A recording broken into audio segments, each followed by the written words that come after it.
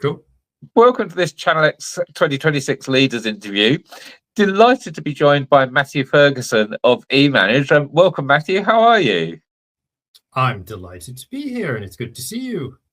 Yeah, I've been trying to figure out how long we've known each other, because you've been around the industry for, I don't know, 10, 15 years or longer, same as myself. I know you were at Channel Advisor once upon a time, you were at Volo for a while, now you're at eManaged. But tell us a little bit about yourself and your journey to how you came to be running eManaged.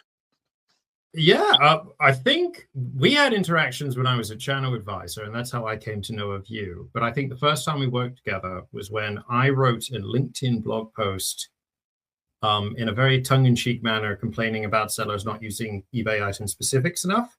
And I think that's when we started a more direct relationship. At least that's what comes to mind. No, I remember it well. Item specifics used to be the bane of everyone's life. Thankfully, nowadays, most people are on top of it. But it was that one thing. If you don't use them, you're not going to get found. And I guess that's a good segue into, tell us a bit about eManaged and what you're doing as running an agency. How do you help brands and brands sell on marketplaces like eBay? And also, so back in the day when we were first talking, there was just kind of eBay and Amazon. There are so many marketplaces nowadays and other channels to sell on. So tell us about eManaged. The landscape has changed so much. eBay, when I started this journey and moved back to the UK, eBay was the biggest channel, and Amazon was trying to catch up and get on par. So it's just amazing how, and there were no other marketplaces.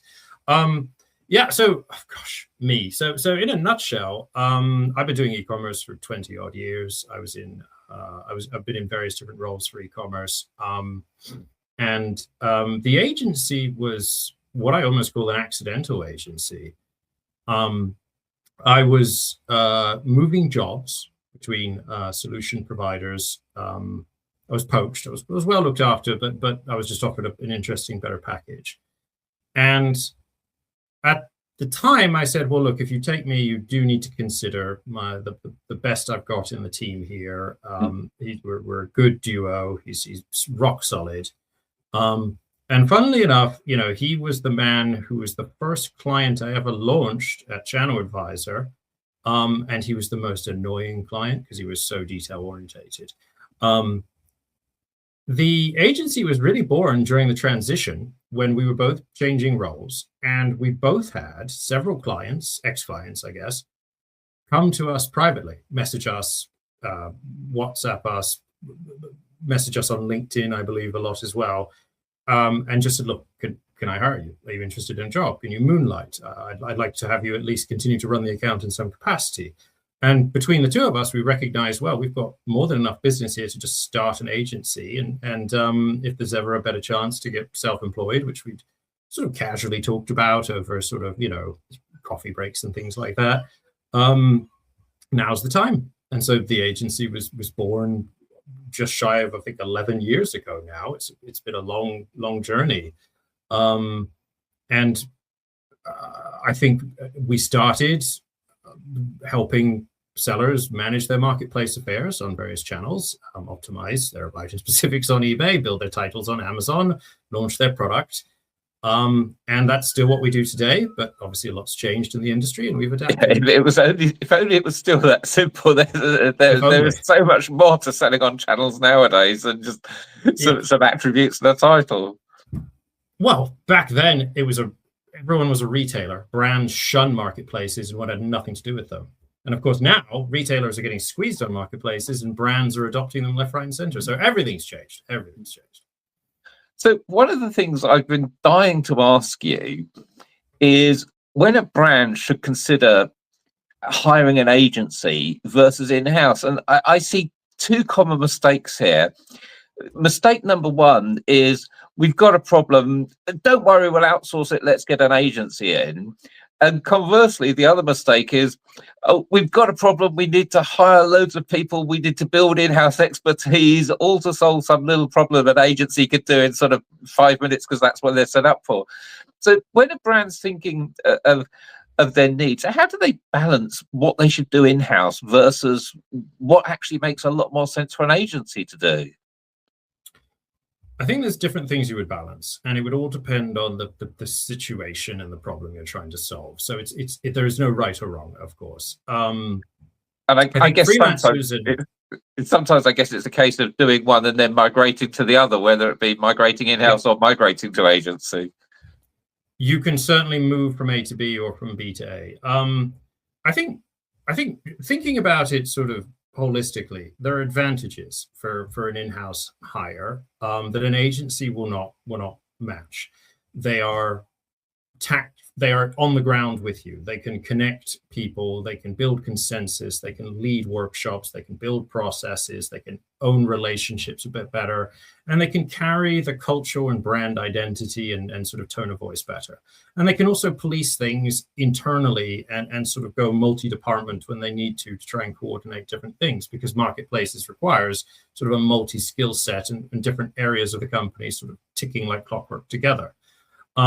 And those are things that an agency can't bring, or an external hire, or some sort of freelancer. So I think in the right place for the right need, you need sort of a stakeholder in your business who owns marketplaces and who has certain duties and functions to keep it moving forward. It just depends on, I guess, where your position is, what your business model is. For example, are you a direct consumer brand? Are you more sort of a B2B operation in sort of how you conduct things? And based on sort of those models, those inputs and the systems you're running, the channels you're running, it all just can depend.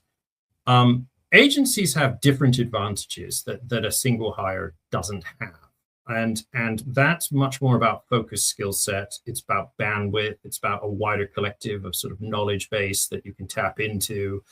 And I think what a lot of people who don't know about, who have never worked on an agency before, or are not very well known of agencies, is that agencies by their design have to be efficient. They have to scale well in order to function. And any waste in an agency is as a weight the agency cannot carry for very long.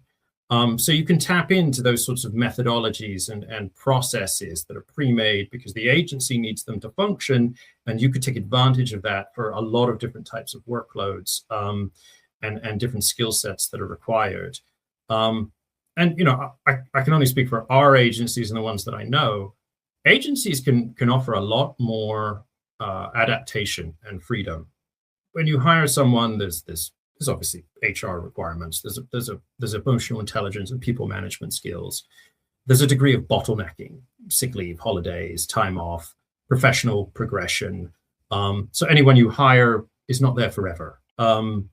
Whereas agencies built the right way have far less bottlenecks, far less friction, and are much more sort of time tested and long lasting.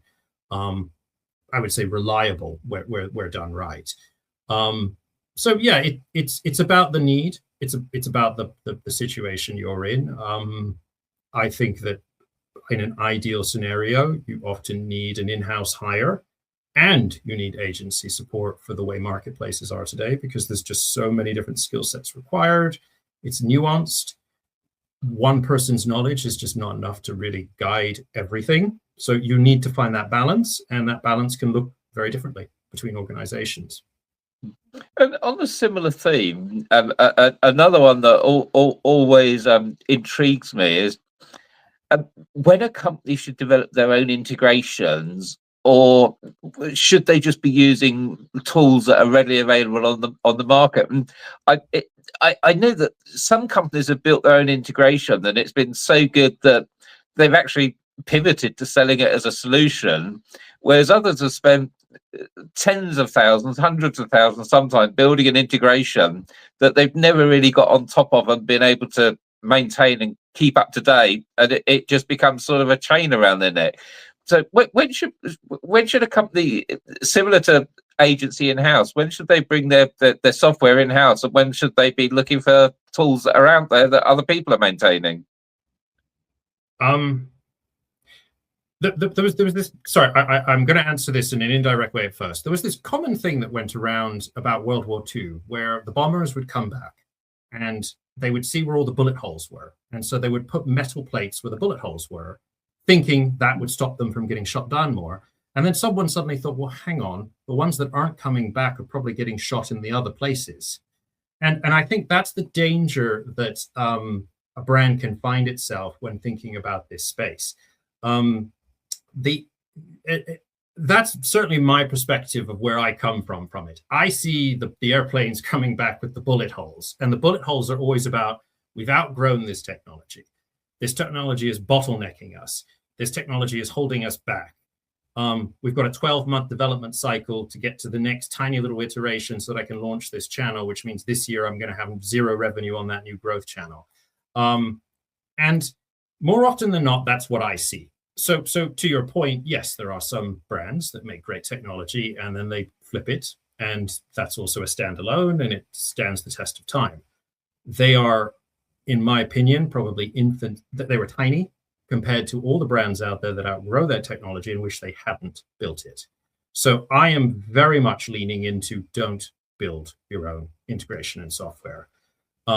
If you have a really old 1980s legacy ERP system, and you have to own the code because it's all just out of date and it's discontinued, there are arguments where you do have to sort of develop your own code, and it's very difficult to sort of transition from it, and if. But more often than not, the danger that brands will fall into is they're here to sell product. They're here to make great product, sell great product, tap into the consumer base, stay on top of their competitors. That is a whole lot of work and a whole focus in itself as a business. You don't want to be a software development company too. And I get pushback sometimes, well, this technology is an extra cost if I could just develop myself with my in-house team.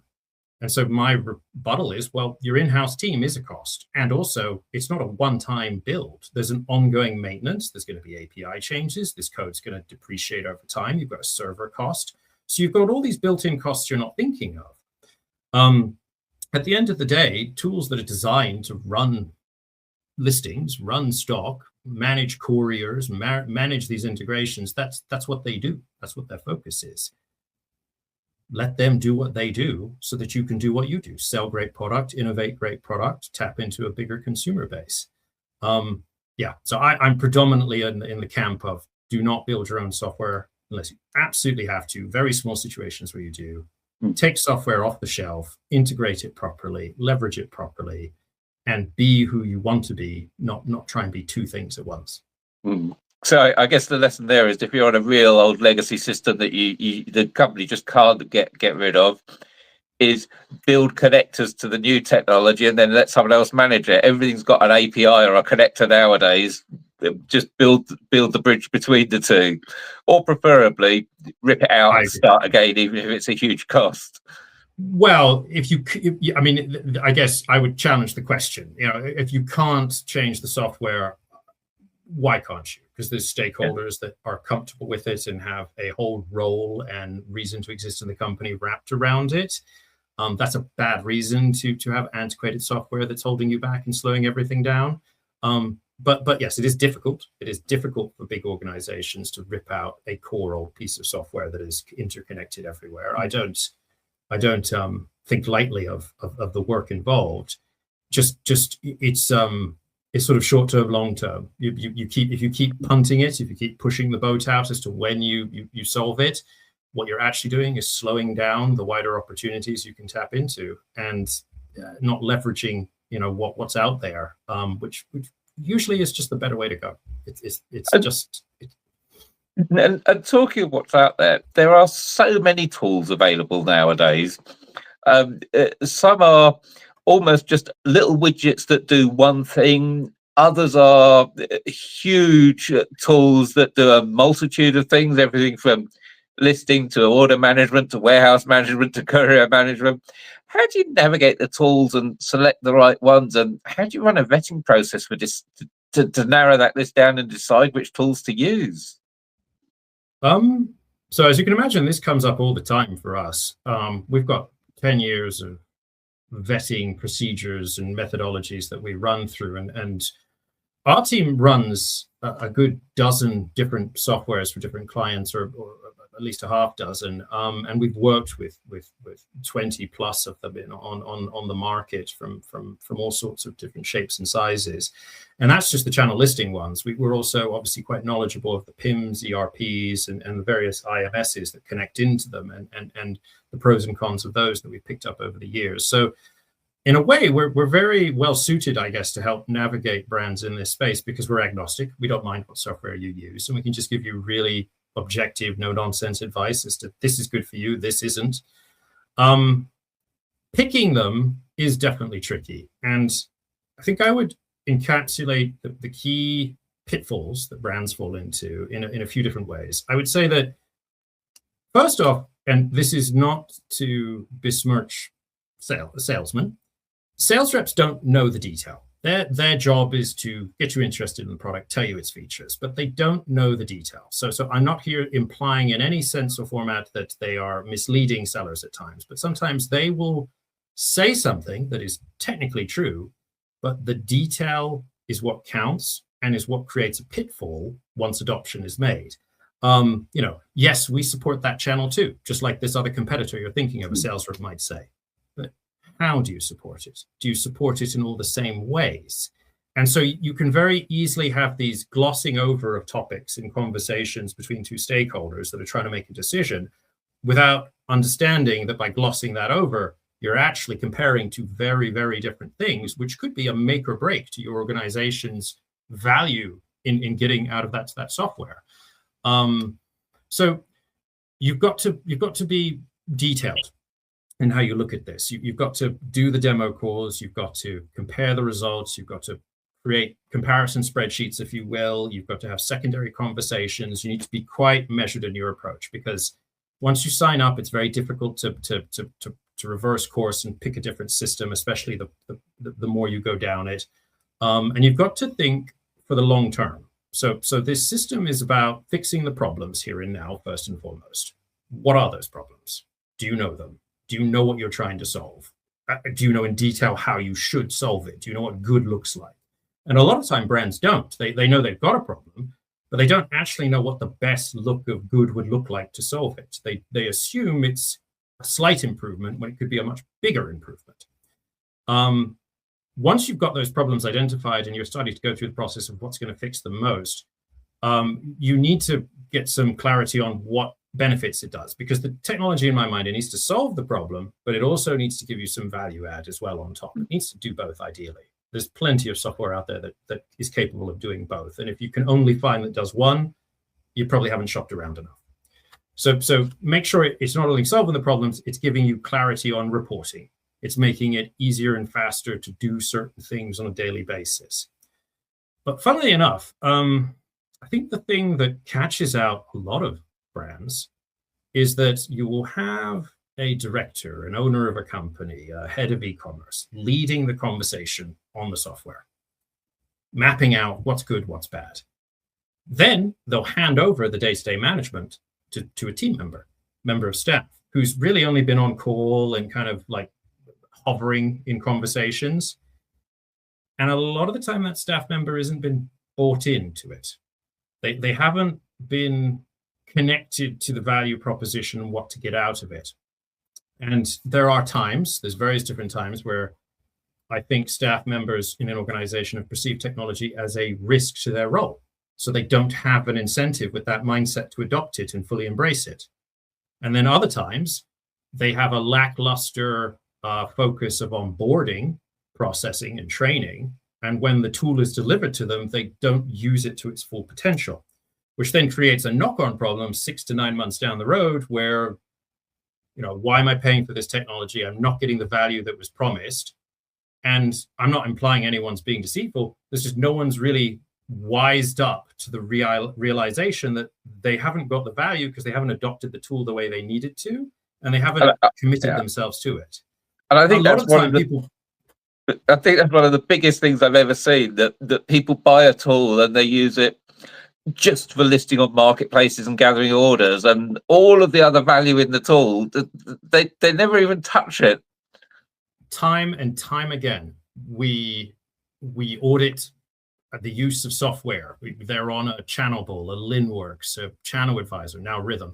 whatever the tool is, we audit it, and then we start asking, well, why are you only using this part, not these other parts? Why haven't you adopted fully? And it's so common. We get conversations about, well, we just never got around to it, or well, we've got our other software over here that we just prefer to use for that. And so you've duplicated your tech stack. You've got two pieces of software where one could do everything because you just haven't fully adopted it and sunset the other one. So yeah, I agree, and it's about team buy-in. You have to make sure that that whoever makes the decision, they're either also the person that's involved in adopting the tool, or that the team is going to adopt it the right ways. And I think this goes in both directions. I think the software companies sometimes don't check in enough on the adoption, or just assume. And sometimes the brands, they look at they look at it on the balance sheet 9 months later, and they don't question, have I actually tried to use this tool to its full potential, or have I just added an extra cost and been promised it's going to do magic, but I've not actually learned how to do those magic tricks myself. So I would say that's sort of a key area. I think if you're doing it from scratch, the best way to do it is to just go, where do I want to be in 5 years? What channels do I want to be on? Where do I want to be selling? How do I want to be selling? Direct to consumer, B2B? Do I need 3PLs? Do I need multiple distribution centers? And then backwards from that, what tools support those? And then separately, but in parallel, what problems do I currently have right now that I need to solve? What would I like to have as benefits? And backwards from that. And those two paths will very quickly shortlist the systems that fit you best. So we've spoken quite a lot about software and tools, but at the end of the day, it all comes down to people, as you said, whether the people have bought in and adopt the tools or not. But more than that, it comes down to the people that are going to manage the channels for you. What do you think is the biggest common mistake brands make when hiring skills for channel management, whether they're internal skills or agency skills? Asking them, okay, for hiring someone, I would say the biggest pitfall that comes up time and time again is assuming you can hire one person to manage all of Amazon. Just time and time again. And a complete lack of understanding that although that might look nice on an organization chart, Amazon has got lots of moving parts that are multifaceted skill sets, which in anywhere else in the industry are different roles. PPC, design, SEO, logistics management, technical system platform and understanding. There are some people that could do some of these roles, but it's rare you'd have someone, it's almost impossible really to have someone who could do all of them really well to the depth needed. And so a lot of the time there's just this misunderstanding that you could have someone who just manages all the channels. The channels have lots of different moving parts, and you need more than that. You need more skills than just a single person is really capable of bringing and usually has in their professional sort of background. And I think that is also a danger in itself. You're hiring one person, maybe two people. That's the knowledge you get. That's the experience you get.